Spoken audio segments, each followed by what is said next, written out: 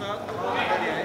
निवडणूक आयोगामध्ये आरटीआय देण्यात आलं, मात्र आरटीआयने म्हटलं की आमच्याकडे अशा प्रकारची कुठलीही माहिती निवडणूक आयोगाकडे नाही, असं त्याने आरटीआयने उत्तर दिलं आहे. असं आहे की निवडणूक आयोग ही एक स्वायत्त संस्था आजपर्यंत समजली जात होती. निवडणूक आयोग असेल, CBI असेल, CID असेल, इन्कम टॅक्स असेल, NIA असेल, न्यायालय असेल, ह्या एक स्वायत्त संस्था समजल्या जायच्या.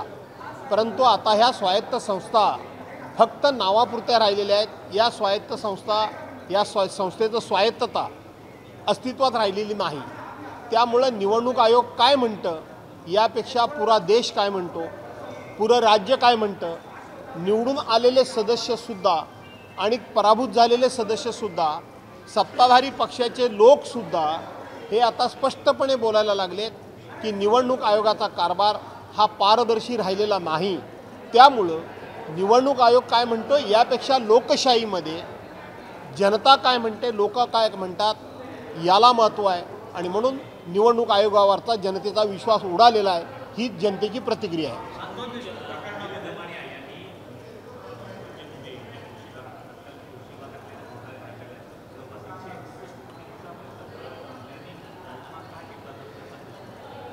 असं आहे की धनंजय मुंडेंचा राजीनामा घेण्याकरता ज्या पद्धतीने गेले 50-55 दिवस संपूर्ण महाराष्ट्र आक्रोश करतोय, संपूर्ण महाराष्ट्र ज्या पद्धतीनं धनंजय मुंडेंचा राजीनामा मागतोय, परंतु सत्ताधारी पक्ष हा इतका बेडर झालेला आहे, सत्ताधारी पक्ष हा इतका गेंड्याच्या कातडीचा झालेला आहे.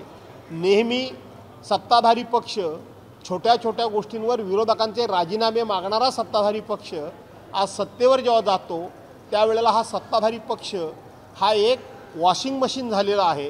हे जे काही सातत्याने गेले 10 वर्ष या देशामधली जनता चर्चा करते ती पुन्हा एकदा स्पष्ट झालं आहे.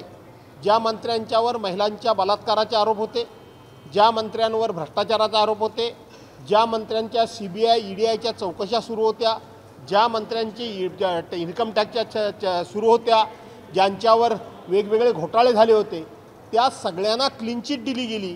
त्यामुळं पुन्हा आणखीन 8-15 दिवसानं 6 महिन्यांना धनंजय मुंडेंना क्लीन चिट द्यायचीच आहे हे सरकारनं ठरवलेलं आहे.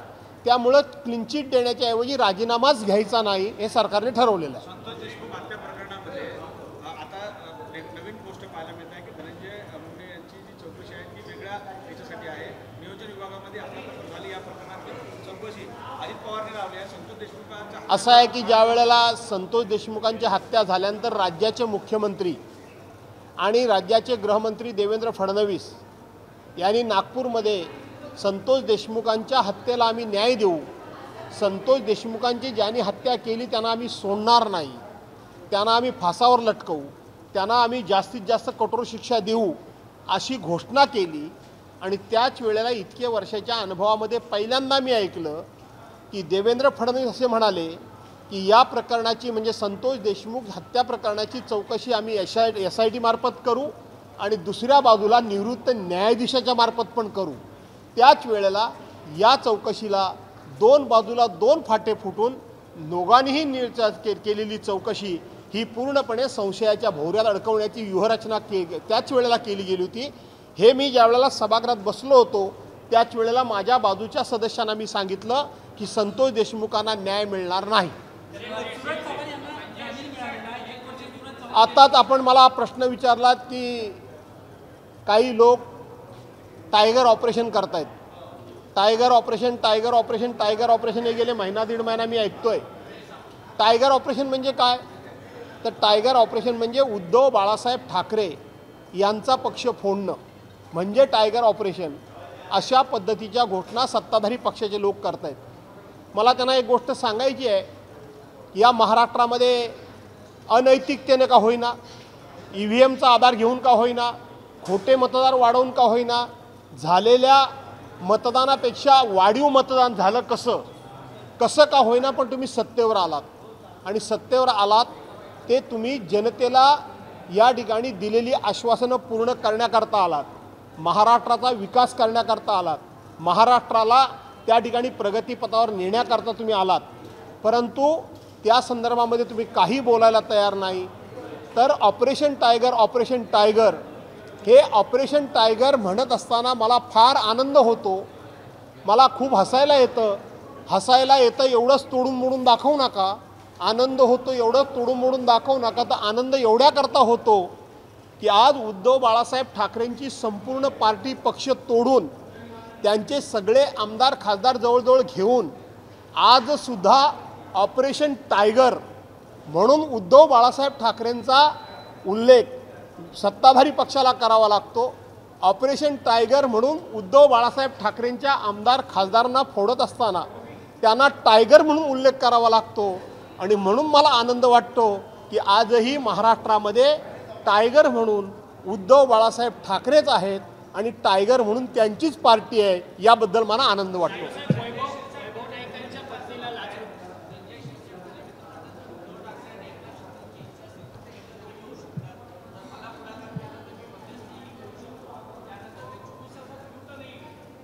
नाही, आता संजय शिरसाट काय बोलले त्याच्यावर आमचे वरिष्ठ नेते मुख्य प्रवक्ते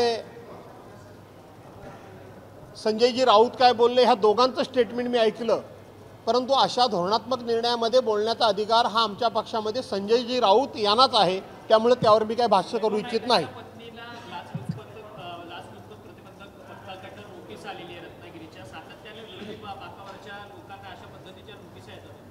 असं आहे की आता हे सगळं विरोधी पक्षाच्या लोकांना अशा पद्धतीच्या चौकशी यंत्रणांकडनं छळणं हा उभा महाराष्ट्र उघड्या डोळ्यानं बघतोय.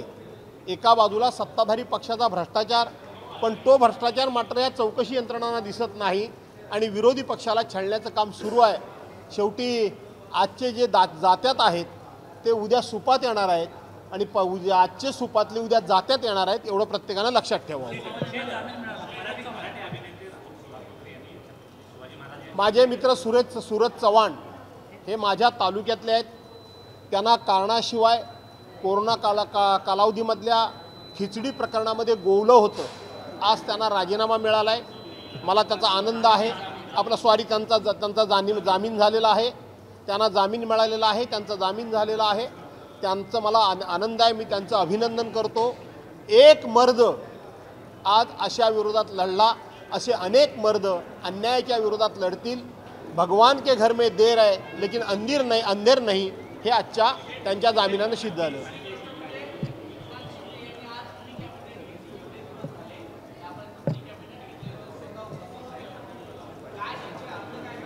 मी खरं सांगू का तुम्हाला, सत्ताधारी पक्षाचे लोक कोण कॅबिनेटला हजर राहिले, कोण नाही राहिले, कोण रुसले, कोण रागवले, कुणी कोणाच्या खात्याची मीटिंग घेतली, कुणी कोणाच्या नाही घेतली, कुणी प्री कॅबिनेट घेतली, कुणी पोस्ट कॅबिनेट घेतली, मला याच्याशी काही देणं घेणं नाही. आणि आमच्या लोकांनी सुद्धा याच्यामध्ये फार लक्ष घालण्याची आवश्यकता असं मला वाटत नाही. उलट असे काहीतरी प्रकार व्हावेत म्हणून त्यांना माझ्या शुभेच्छा आहेत.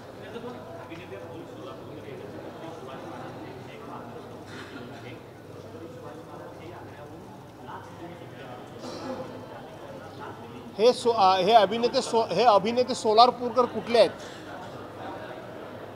हे अभिनेते सोलापूरकर ज्यांचा तुम्ही उल्लेख केला, छत्रपती शिवाजी महाराजांचा अपमान केला, ते कुठले आहेत? कुठले आहेत? ते भाजपाचे आहेत का? याच्यापूर्वी कंगना राणावतने असाच आरोप केला, अपमान केला. भगतसिंग कोश्यारी जे आपले माजी राज्यपाल होते त्यांनी अपमान केला. अवधूत गुप्तेंनी सांगितलं की ह्या देशाला स्वातंत्र्य 2014 मिळालं. त्या ठिकाणी विक्रम गोखलेंनी सांगितलं या देशाला स्वातंत्र्य 2014 साली मिळालं. हे एका पक्षाच्या जवळ वावरणारे लोक आहेत. त्यांनी एका बाजूला छत्रपती शिवाजी महाराजांचा अपमान करायचाच आणि दुसऱ्या बाजूला स्वातंत्र्याची चेष्टा उडवायची. एका बाजूला राज्यकर्त्यांनी अमृत महोत्सवी वर्ष म्हणून घटनेला 75 वर्ष पूर्ण झाली प्रजासत्ताक दिनाला म्हणून अमृत महोत्सवी वर्ष साजरं करायचं आणि त्यांच्याच पक्षाच्या नेत्यांनी डॉक्टर बाबासाहेब आंबेडकरांचा अपमान करायचा. हे सगळं ठरवून आहे आणि म्हणून याच्या पाठीमागे सत्ताधारी पक्ष